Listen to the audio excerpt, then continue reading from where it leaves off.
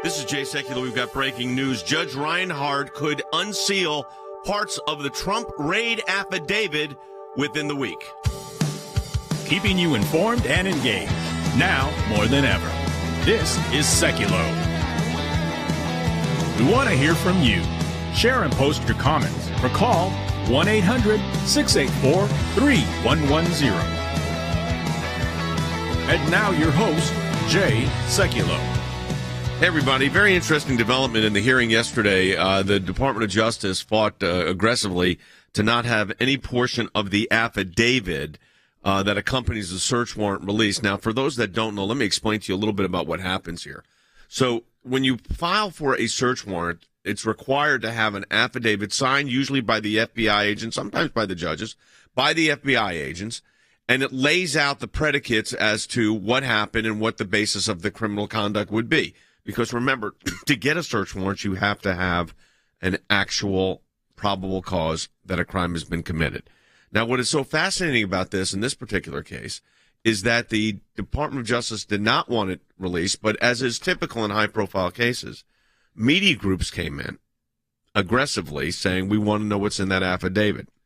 President Trump's team publicly said they wanted the affidavit in full released, but yet they did not file anything in court. In fact, as of today, at least right now, Team Trump, the lawyers for Team Trump, have not filed any affidavit, any motions with this court, which is unprecedented. Now, the judge said that he thought initially that the government has not met its burden of showing that the entire affidavit should remain under seal. He ordered that by noon on next Thursday, the government file under seal its proposed redactions, along with a legal memorandum setting forth the redactions are why they're justified. So he's at least indicating that portions of the documents will be of the affidavit will actually be released. So, Logan, this is a major, major development if, in fact, he follows through with this, and it does happen. Yeah, I think a lot of people are interested in what's in there. We've kind of told people yesterday and the day before that don't expect this to be some sort of exoneration document. No. It may feel a little bit hyperbolic. They may have these extreme words because they kind of have to have that to be able to get these search warrants, to be able to do these things. So don't go in there thinking it's going to be some, they unseal it, they release it, and you're pleased with it. It's going to be upsetting if you're a supporter of President Trump. However, we also know it can get a little hyperbolic. It can be a little extreme, but we at least will know something. Now, them saying it has to be strong to justify this. And when you start throwing it is a bit of the playbook when they start using words like redacted and partial. We know that so well. Because when they start doing that, it undercuts the entire purpose of doing this. So you're already giving President Trump and his team the ammo to say, well, you didn't release the whole thing like we asked you to do. So it's very interesting to see this all play out. I'm sure a lot of you have questions or comments about this. I'd love to take your calls. We'd love to take as many calls as we can today. So if you'd like to be on the air, this is a great time to call and get online. It's 1-800-684-3110. That's 1-800-684-3110 to be on the air. Let me tell you this. I think this is important for people to understand, that when you talk about the justification for a search warrant on the former president of the United States property, this should be a well-developed investigation. But instead, and this is another one of these things that are so nonsensical, instead, the government said that they are, quote, in the early stages of this investigation. If they're in the early stages of the investigation, supposedly the warrant sat on the application for the warrant sat on the desk of Merrick Garland for weeks. So all this urgency that they supposedly had obviously didn't exist. We're going to get into all of this and what it means. We're going to take your calls at 1-800-684-3110. But it's a fascinating development as to what's taking place here. But I do want to hear from our audience. A Good Friday way to respond to people, let them know what's going on. There's even a comment already from Ann on Facebook that kind of reiterates what I said. If they don't release everything, it will just feel like another sham. Again, giving people the commentary already by saying, we're going to release part of it, and it's redacted. So give us a call. I'd love to hear your thoughts. 1-800-684-3110. That's 1-800-684-3110. Support the work of the ACLJ over at aclj.org. Right now, we're in the middle of a matching challenge. We could use your support. We'll be right back.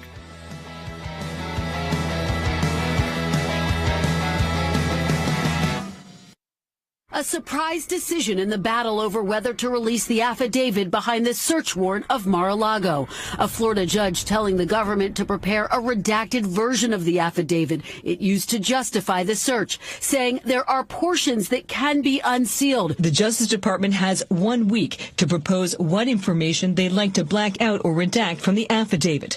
Information prosecutors believe would be a roadmap to the criminal probe and would reveal identities of potential witnesses and the FBI agents involved. Attorneys for media companies argue the affidavit should be unsealed, saying not since the Nixon administration had the federal government wielded its power to seize records from a former president in such a public fashion. Judge Reinhardt saying in court he was not prepared to find the affidavit should be fully sealed, calling it very important the public have as much access to information as possible. For Trump, it's been all about exposing what he calls a political witch hunt, with a spokesman tweeting, "No redaction should be necessary, and the whole affidavit should be released." If it was justified as they're claiming, they should want it to be out there in the public domain, yet they're still fighting to keep it private. That should tell you something right there. I think they're going to deliberately not redact a lot of unfavorable material regarding Donald Trump. They're going to leave that in because there certainly is going to be material unfavorable if there was an affidavit for a search warrant. Then they're going to redact material that might be favorable to him. So it won't have anything to do with what's classified, what's unclassified, what's necessary for investigation. The judge did say the one thing I did like today, and I have to be positive about this. He said, look, if it's redacted too much, I'm going to take it and I'm going to redact it myself. So let's see what that dance looks like. I have to say I'm surprised that the door is ajar even a bit to see some of this stuff at this stage, but I think it'll be a while before we see anything.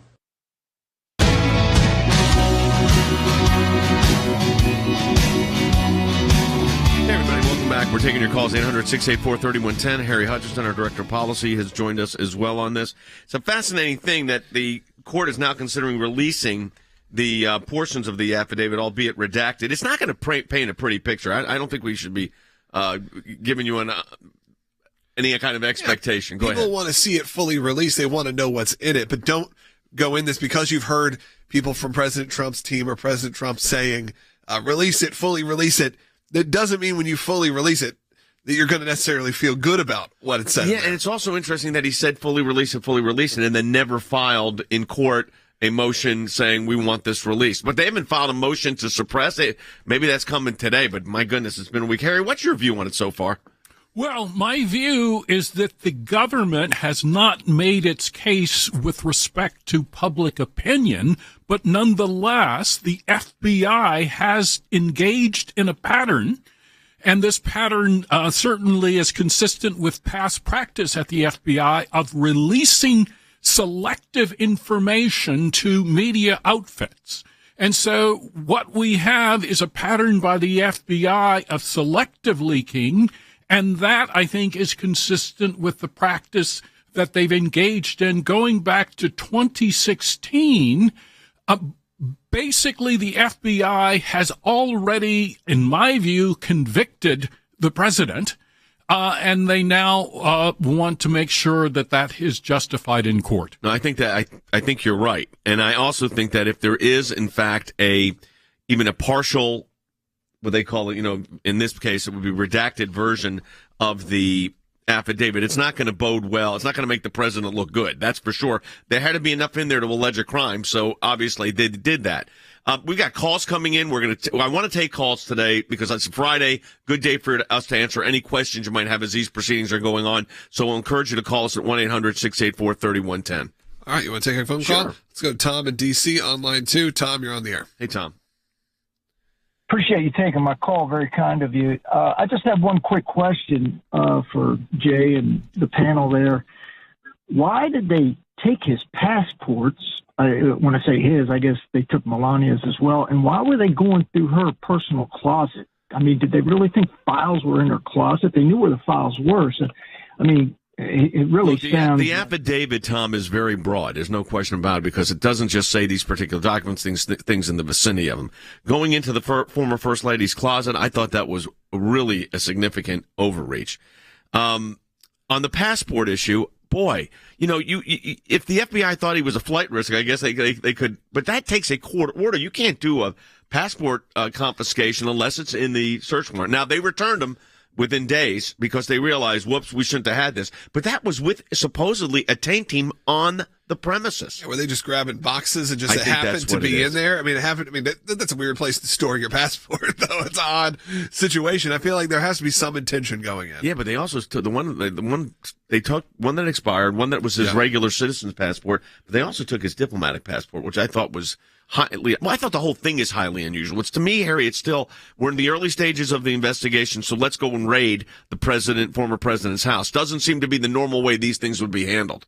I think that is correct, but it's also important to keep in mind that the FBI, at least in recent years, has almost always overreached. Listeners should be wary of the fact that the FBI has an inherent commitment, at least in my judgment, of spreading misinformation and bringing cases that are not fully thought out. We have, simultaneously with the raid on the president, a trial going on in Grand Rapids, Michigan, involving the governor of the state of Michigan, an alleged kidnapping plot. And it turns out that the perpetrators of the plot were primarily FBI informants, and we have clear and unmistakable evidence on the record that the FBI essentially entrapped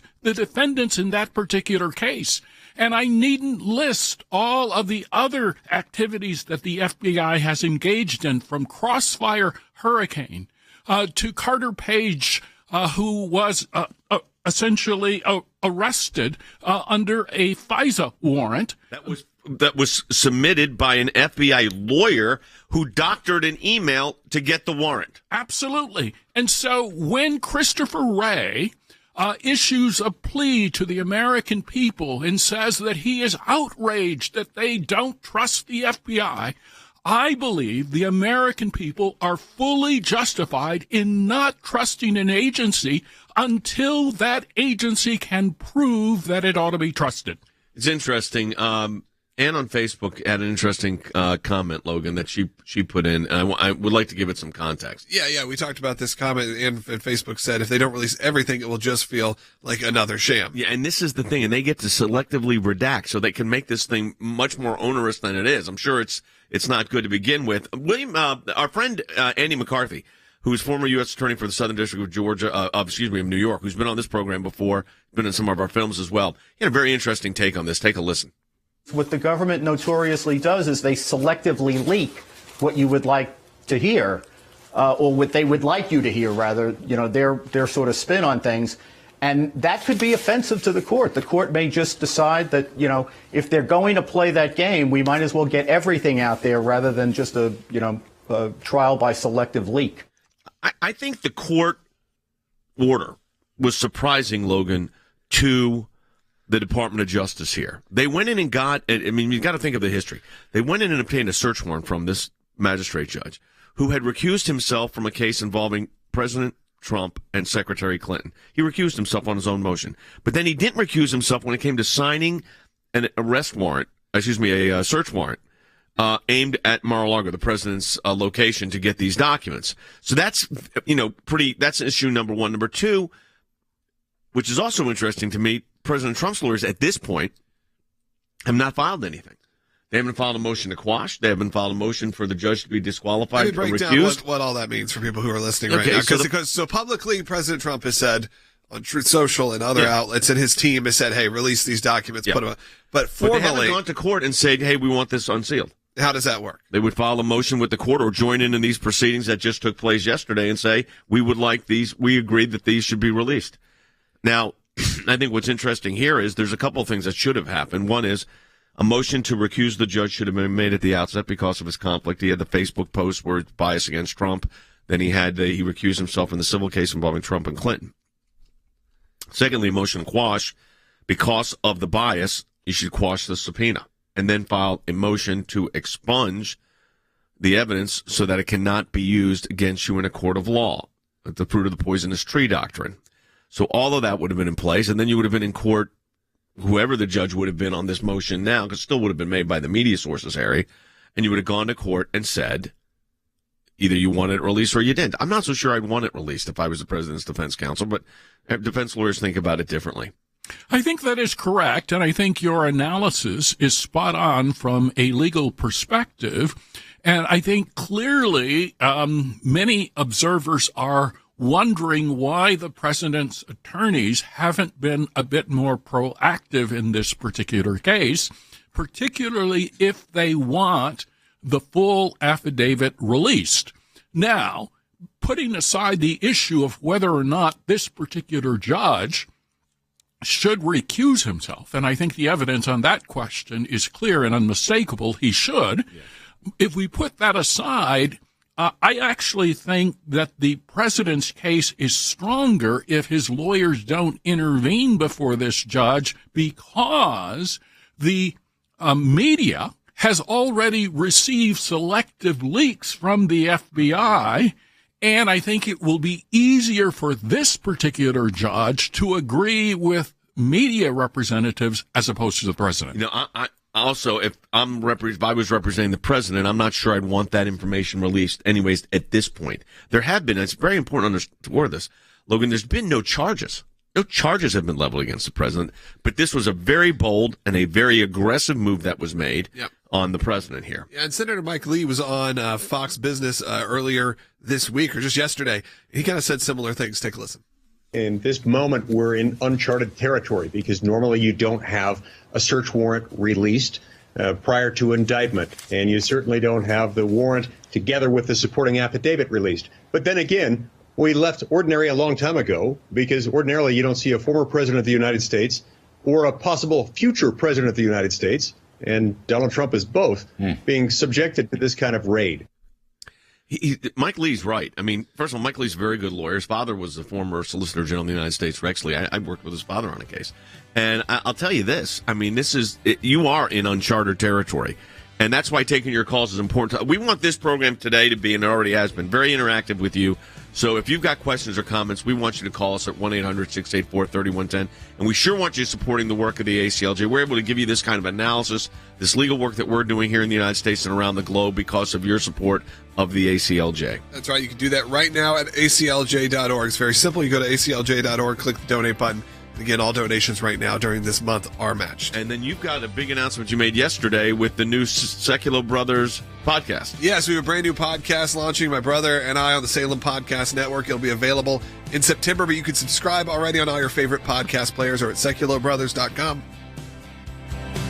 Thanks to your support of the ACLJ, we have had many victories. The report is coming out. It shows that not only did Tea Party groups get more scrutiny, but so did a host of other conservative groups. It was something that no one could believe our government was even capable of doing, and now they were admitting it. It's one of the most significant wins in the ACLJ's history. To take on the IRS and win, for the ACLJ, life has always been a top issue. Barbara, I am here at this site because there are thousands of people and millions across America that say abortion's murder. When you're fighting for the life of the unborn, you're on the right side of history, you're on the right side of law. These are young people in their 20s and 30s that are doing this, are fighting for life to beat back the abortion juggernaut. It's very important that we remain hopeful that the courts that the Trump administration was able to impact will give us good rulings that are based in law and sound reasoning. This is one of the social issues we're winning. There are historians that point out that religious persecution is at its highest level since the first 3 centuries when the Roman Empire led religious persecution. A mid-state pastor's family is fighting to bring him home. We are getting my husband after 7.5 months. Turkey should not get away with holding my father one more day. When Brunson was finally released, who meets him at the airport at 2:30 in the morning? Rick Grinnell. I saw Pastor Brunson walk down the stairs of the plane. I was filled with emotion. I told him that we were praying for him. The American people never forgot about him. I'm thankful, I'm grateful, and actually I'm astounded. We need your help as we continue this work here in the United States and around the world. Join the matching challenge today, and your tax-deductible donation will be doubled.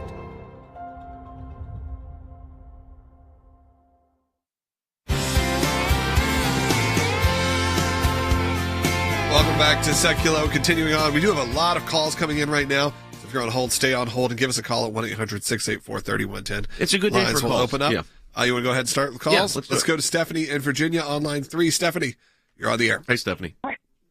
Hi, Jay. Thanks for taking my call. Sure.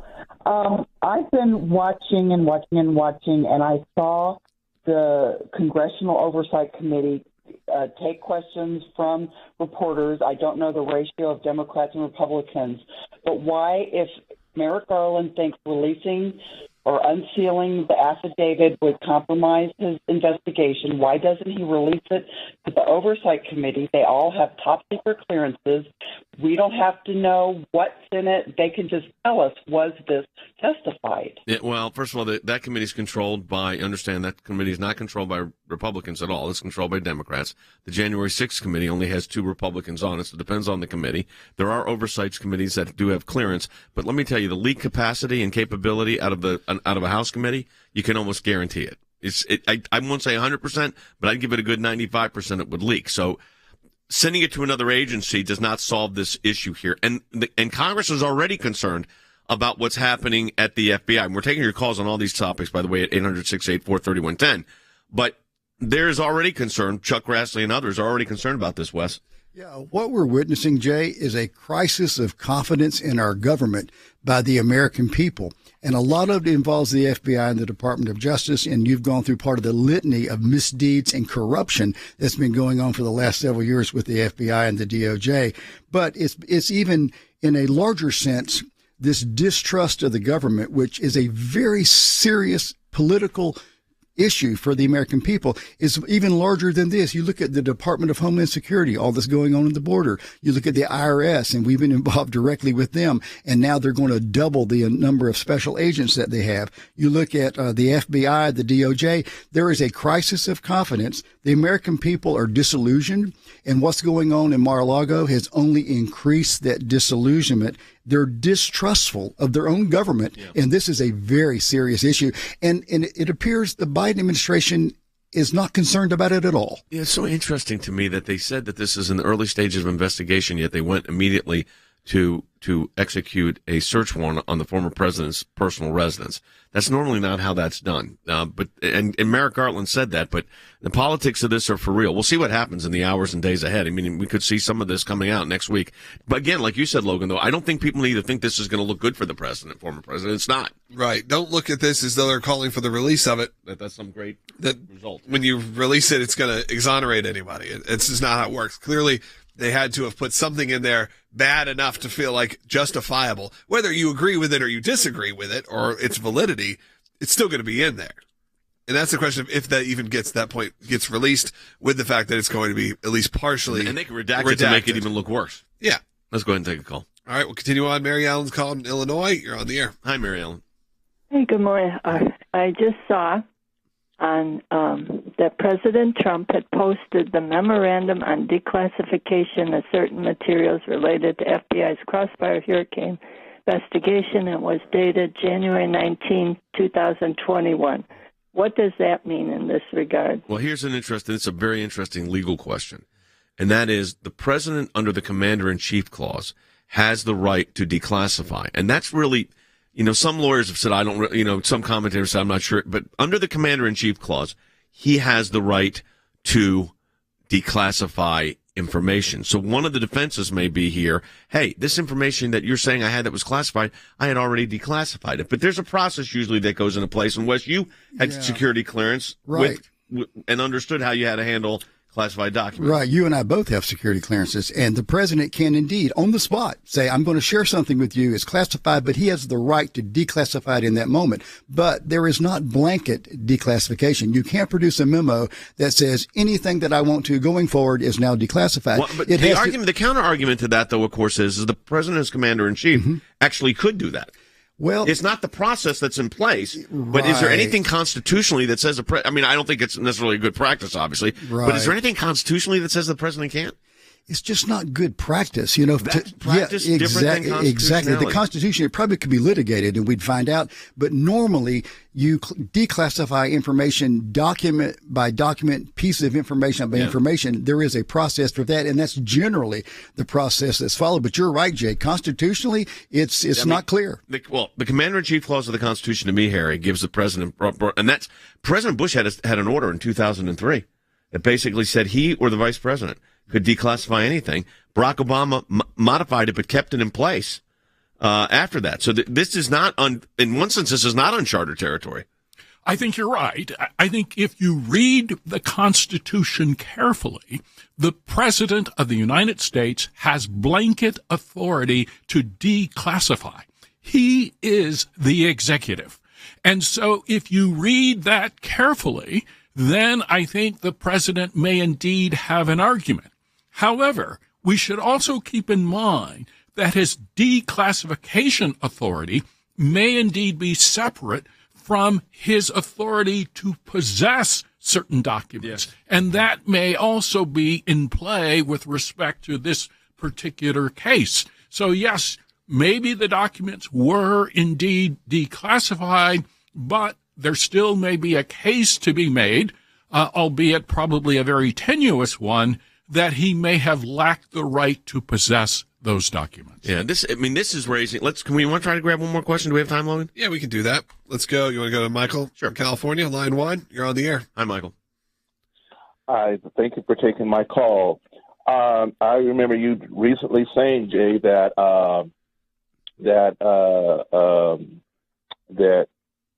why didn't the lawyers have the judge dismissed from the case because of the previous case, but for me, regardless of what happens, they didn't do this to Hillary Clinton. They didn't do it to Barack Obama. No, they didn't. But here, there's been lawyers have to react to the circumstances and facts that they're dealing with. So for Hillary Clinton, they didn't have to deal with this fact because nobody exercised a search warrant on her residence. What happened here was they did. So that's the facts you're dealing with. So saying you didn't do it to Hillary Clinton is a good political statement, but it's not a good legal argument. The legal argument is, Judge, you were biased. You said that in the Trump versus Clinton case. You recused yourself on your own motion.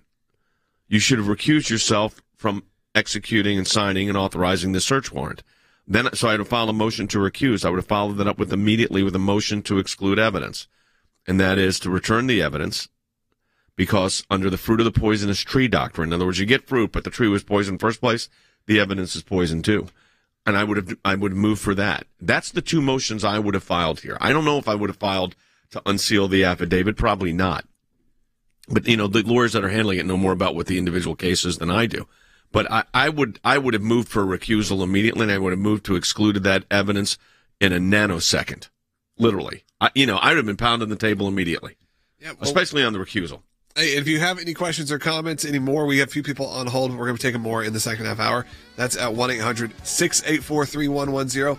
Support the work of the ACLJ at aclj.org. We are a part of a matching challenge right now. And hey, if you don't get the second half hour on a lot of local stations, many don't carry the full hour, we are live right now for another half hour. You can find that broadcasting on aclj.org, on YouTube, on Rumble, on Facebook. We are on all those platforms right now, live for an additional half hour. So again, some stations don't carry the full hour. If you're listening on terrestrial radio, you can tune in online right now or download the ACLJ app, broadcasting live on all of those platforms for an additional half hour. So stay tuned. Give us a call again, 1-800-684-3110. 2 lines open, so it's the perfect time to do it. And we'll be right back with more with the second half hour of Sekulow. Here's what I want to say to our ACLJ members, or for those of you that enjoy watching this broadcast. Whether it is going after the deep state, whether it is litigation that we're engaged in, whether it is defending the persecuted church and getting individuals out of prison in other countries because of their faith, whether it's training lawyers to fight for religious liberty, not just here in the United States, but around the globe, whether it is producing a daily 1-hour live television and radio broadcast heard on thousands of radio stations, on TV platforms, on social media platforms. Your support of the ACLJ enables us to do all of this. want to encourage you to support the work of the ACLJ. We're in a matching challenge campaign. Any amount you donate, we get a matching gift for. Go to aclj.org today. That's aclj.org. Keeping you informed and engaged. Now more than ever. This is Sekulow. And now your host, Jay Sekulow. Hey everybody, welcome back to the broadcast. If you just missed the first half hour, we are taking a lot of calls today. Figure it's the end of the week. You've been hearing about this raid of the former president's house in Mar-a-Lago for almost a week and a half, 2 weeks now. We want to be able to, and a lot of people have been calling in with questions. Here are the issues you've got. Judge yesterday says he's inclined to release part of the affidavit. That's very unusual prior to an indictment being unsealed. So that's an unusual move. He said that the government didn't show enough of a burden that some of it could not be released. And President Trump's team did not file in the case. So while they've said publicly they would like to see this information public, they did not file asking it to be public. That was media organizations did that. So far, no motion to recuse this judge has been filed. I would have done that immediately, to be blunt. And I would have moved to suppress the evidence because of the fruit of the poisonous tree doctrine, as I just said. So that gives you an up-to-date on the legal status. The judge said by next Thursday, the government has to respond with the redacted copy of the affidavit. So we'll see what happens. Obviously, next week's going to be a big week. We are taking your phone calls on any of these topics, any questions you have about the process. I want to be able to answer those for you today. 1-800-684-3110, 800-684-3110. Let's go to Warren in Idaho on line 3. Hi, Warren. Welcome to the broadcast. You're on the air. Hey, thanks, guys, for taking my call. Sure. My thought is, and I've talked to several people, our concern is with everything with the DOJ and what they did at Mar-a-Lago. You guys talked about it the other day, was the attorney-client confidentiality documents they grabbed. What does that entail for, like, private citizens, that they can just come in and grab stuff that they have no right to see with their supposedly filter team? Yeah, well, okay, so to explain the filter team is when they go in, sometimes they grab documents and send it to a filter team so that if it's attorney-client privilege, a separate group of FBI agents reviews it and they make that determination. Here, that's not what happened. Supposedly there was a filter team or a taint team on site, but yet even though they were on site, Harry, they picked up the president's passports, including his diplomatic passport, and acknowledged now that there was in fact attorney-client material. So we know at least 2 sets of FBI eyes have been on these documents. The agents that initially conducted the search and the so-called taint team. And that's where the third motion I'd be making would be being a motion for a special master to review these documents. That has not been done as of yet either.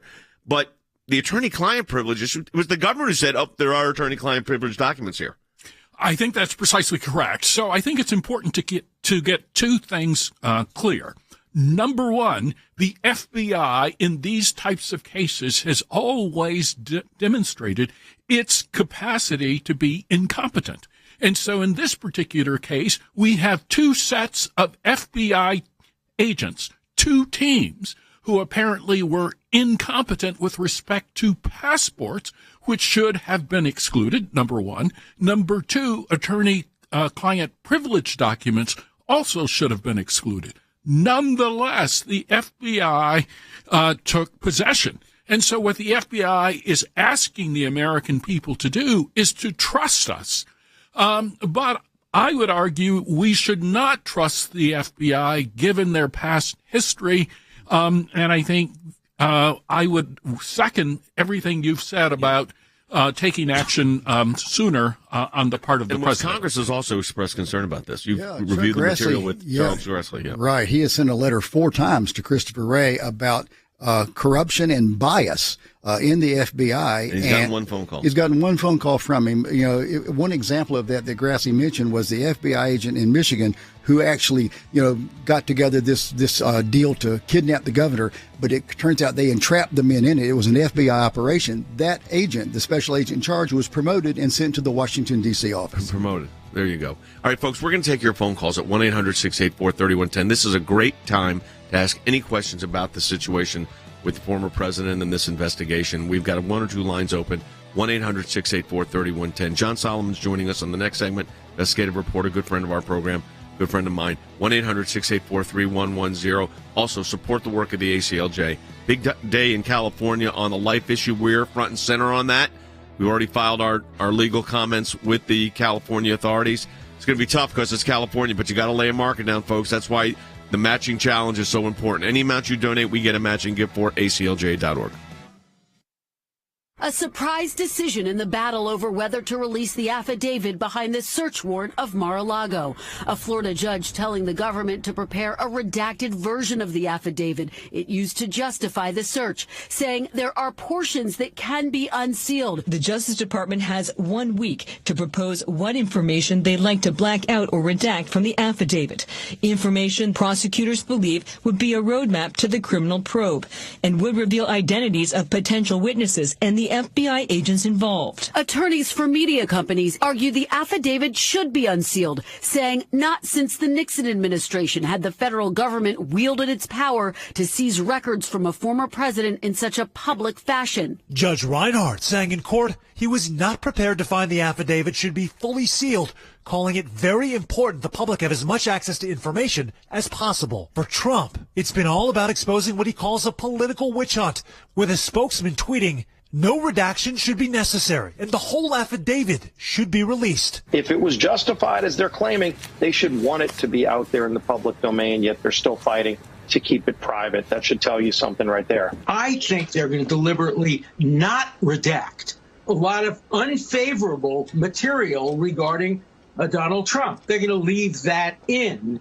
because there certainly is going to be material unfavorable if there was an affidavit for a search warrant. Then they're going to redact material that might be favorable to him. So it won't have anything to do with what's classified, what's unclassified, what's necessary for investigation. The judge did say the one thing I did like today, and I have to be positive about this. He said, look, if it's redacted too much, I'm going to take it and I'm going to redact it myself. So let's see what that dance looks like. I have to say I'm surprised that the door is ajar even a bit to see some of this stuff at this stage, but I think it'll be a while before we see anything.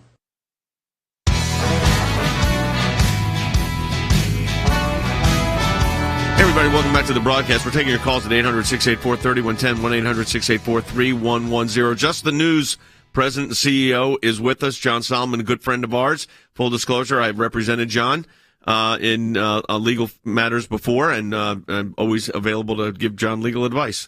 And he gives me good information. And John, I want to get you and I have been talking a lot the last few days.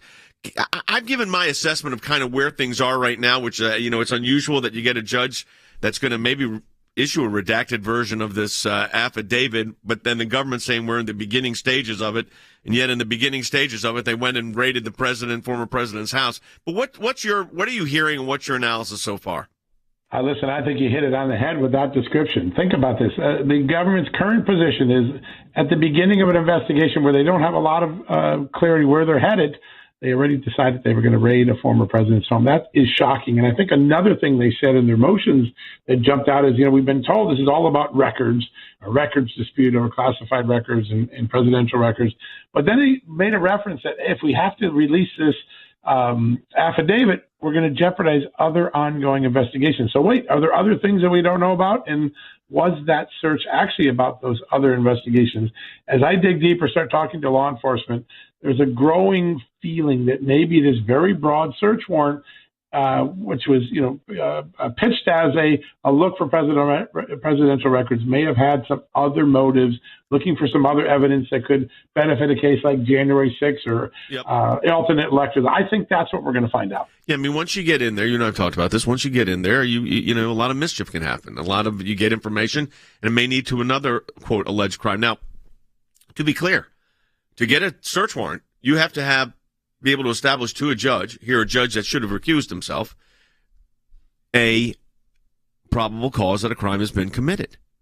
And I still can't figure out, John, you and I talked about this last night. I still can't, maybe it'll happen today or tomorrow or Monday. I still can't figure out why no one has moved to recuse this judge who recused himself from a civil case involving the former president and the former Secretary of State, had Facebook postings that were hostile to the president, and yet signs the search warrant. And I would have said, gee, you know what? That judge is out. Suppress the evidence would be the next motion. And that's how I would do it. And that's not what's been done so far. Maybe we'll learn. Because there may be a strategy that I'm not thinking of here of why that hasn't been done. I still don't get that, John.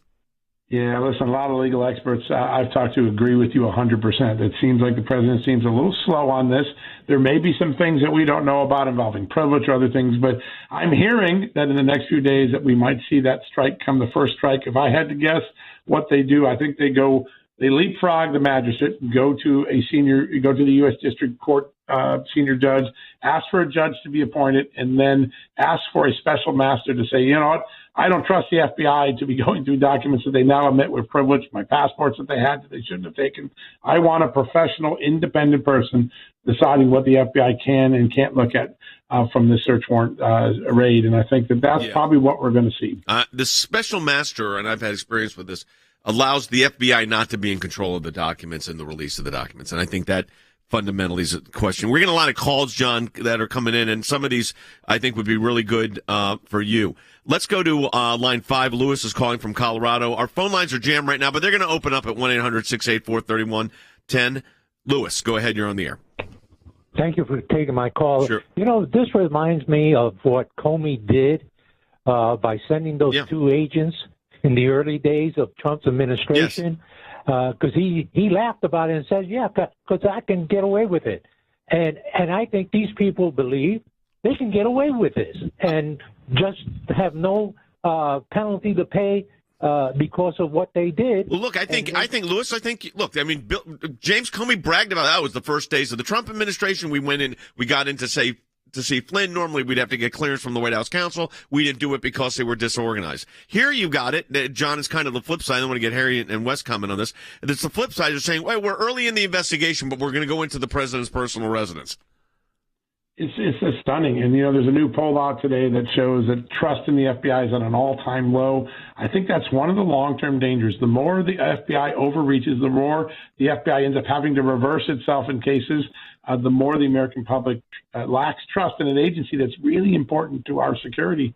This is a national crisis, I think, coming, the lack of trust in one of our most important agencies. Harry? Well, I agree. I think one of the big issues is the range and reach of the deep state.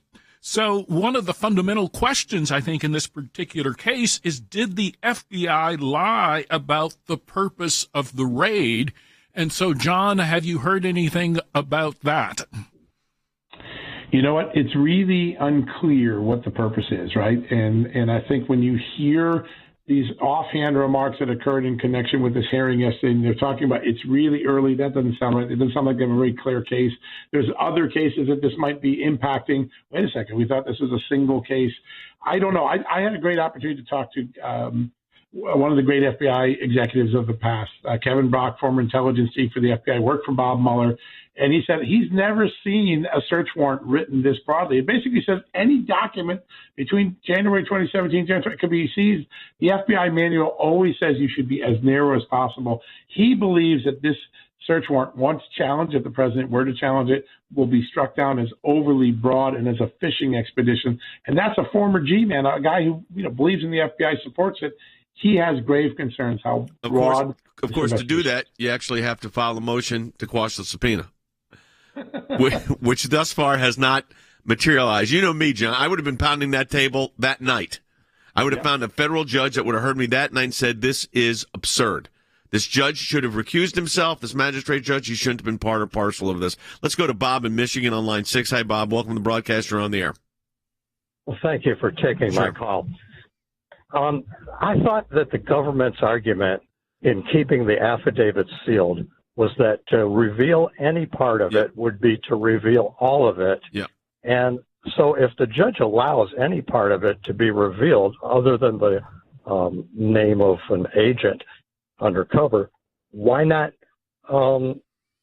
let all of it be revealed? Because here's what they're really saying, right, John? They're saying that you can't release this information at all. That's what the government's position is, because it might impact, John, other investigations. Yeah, I think that's right. And by the way, if it wasn't the president, they'd still be making that argument. I've seen that argument made every time a search warrant affidavit is challenged in court. That's the position they take, the default position. It'll be interesting to see. I was surprised the judge was as open to doing this as he was. Yeah. And we don't know his motive, but it's a very interesting take for a judge to do that. Almost always these things get rejected. Yeah, I'm taking your phone calls at 1-800-684-3110, 800-684-3110. Wes, John was talking about the distrust of the FBI. Yeah.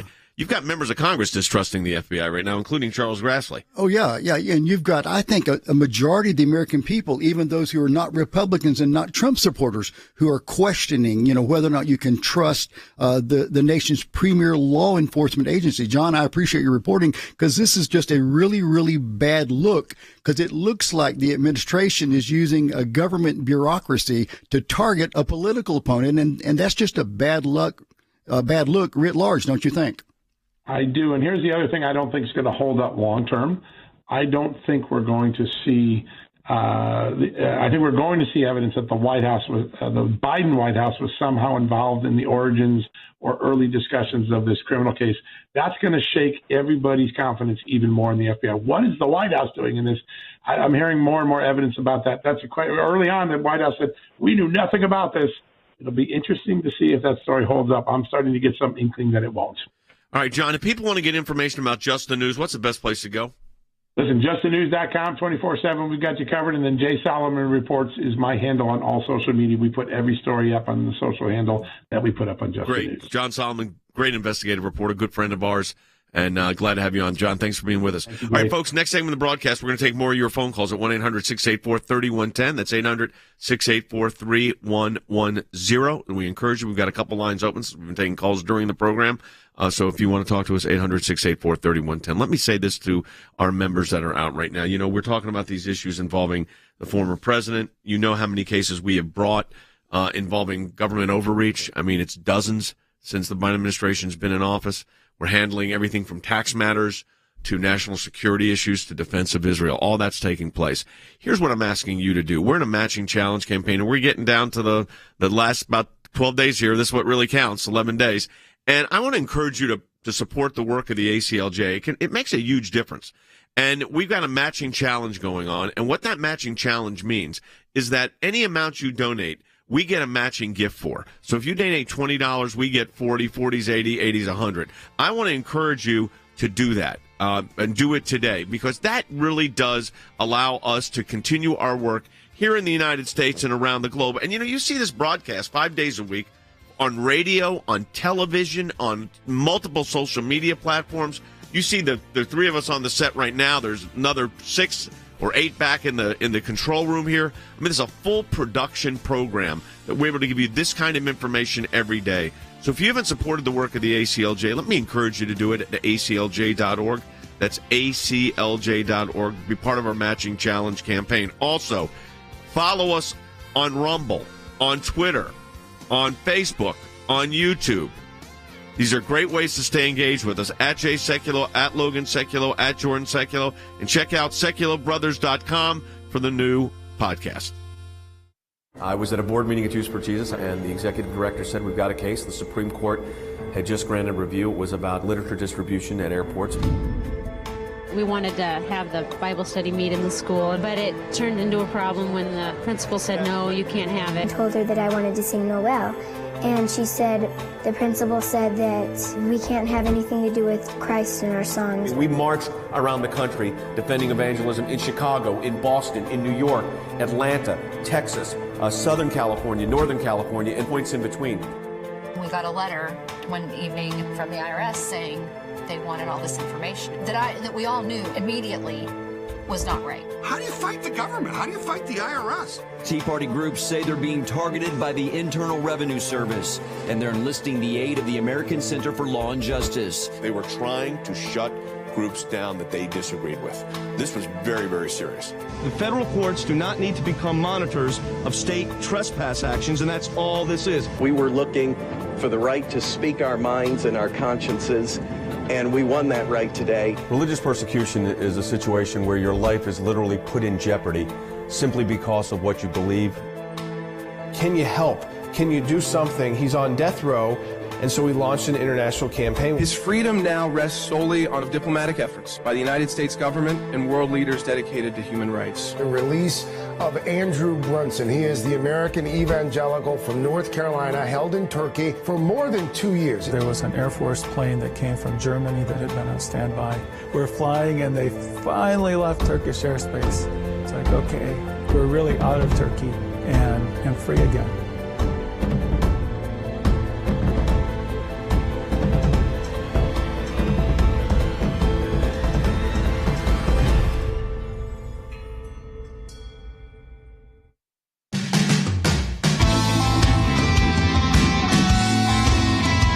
Welcome back to the broadcast, everyone. Secular Brothers podcast coming. Jordan and Logan doing that. It's going to be great. Go to secularbrothers.com. Encourage you to subscribe for that now. Information's right up there on the screen, and it's going to be great. They're going to have a good time with this, and you'll have a good time. It'll be a whole different aspect of what you're used to, and get you more information and more content. Secularbrothers.com launches September 12th, but we're trying to get you to subscribe now. Very important. Also, Jay Sekulow Band Live, the end of this month as well. We got a brand new set. We're looking forward to that. That'll be on Facebook, Rumble, YouTube. All of our social media platforms will be covering that. So a lot of activity going on. We're taking your calls in this segment. I've asked Harry and Wes to stay with me. We're going to take your calls at 800-684-3110. I'm going to start with Gail in Florida. She's been on a long time. Let's send Gail a book because she's been saying it on the line here for 24 minutes. Gail, you're on the air. Thank you, sir. Sure. My question is pretty simple. If Trump, before he left, declassified Crossfire, Hurricane, and Mueller, and all of the names and everything the FBI did in it, is it possible for Biden to reclassify it? I mean, Wes? He has the authority to do that if he wants to. He can take any document that belongs to the U.S. government, any piece of information, and he is in charge of it. But once it's declassified and then distributed, that you can't make it then, you can't say, oh, give it back. No, it's out. So, but, I mean, the president's authority to classify is broad. This is the one question I think, Harry, that we started the broadcast with, and now we're in the last segment, is still the question everybody has is, did the president declassify all of this information that they had? That sounds like that's what his defense is going to be, right? I mean, it sounds like that's where the defense is going. I think that is correct. And so one of the issues, I think, is did he issue a general declassification order, or was it specific? And did it cover, for instance, the documents that he used to have in his own possession? And I think right now we don't have answers, or at least good answers to that particular question. I would simply go back to a very general statement that I made earlier, is that under the U.S. Constitution, the president has broad declassification authority. And so there may indeed be some issues as to whether or not President Trump exercised that authority completely. Certainly be a defense. All right, we're going right back to the phones. 800-684-3110. Barbara's calling from Pennsylvania. Barbara, you're on. Go ahead, please. Hi. Thank you for taking my call, and thank you for all the good work you do. Sure. My question is, why were not the lawyers allowed to be in the premises when the search went on? Okay, normal policy is everybody gets out of the building. If the search warrant's executed, the owner of the home, everybody's out. So there is no constitutional mandate to allow a lawyer to stay in there. However, this involves the former president of the United States. And I would think Merrick Garland, who seems to be a cautious person to begin with, would have said, you know what, out of an abundance of caution, let's allow the president's lawyer, if they're there, to stay in the room as long as they're not interfering. To me, Harry, that would have made legal sense. It also would have made political sense.